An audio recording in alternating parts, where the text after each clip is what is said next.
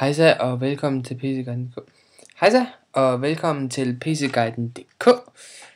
Altså, det er jo et stykke tid siden, jeg sidst har lavet noget her på PCguiden.dk, og det er jeg frygtelig ked af, men nu lover jeg at vende tilbage. Jeg har fået lavet helt nyt design på hjemmesiden, og der skal i gang med at skrive en masse indlæg og sådan noget. Hvis du sidder og er lidt mærkelig, hvorfor bruger han lige pludselig Mac og ikke Windows, så er det fordi, at jeg går på en efterskole, hvor vi kun bruger Macs, og ja, derfor er jeg også blevet tvunget til at bruge det her fine Mac-system, som jeg faktisk synes er rimelig fint.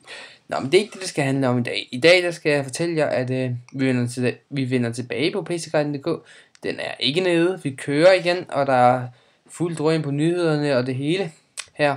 Så det skal nok blive godt til jer Mac-brugere, der skulle sidde derude og sige, nu går han ikke i en Mac. Jo, det gør jeg. Jeg skal nok også vise nogle ting til Mac, bare roligt. Men jeg vil ikke sige så meget andet end velkommen til det nye PCguiden.dk. Og jeg håber, I vil se med og lytte med og høre med og skrive med i fremtiden.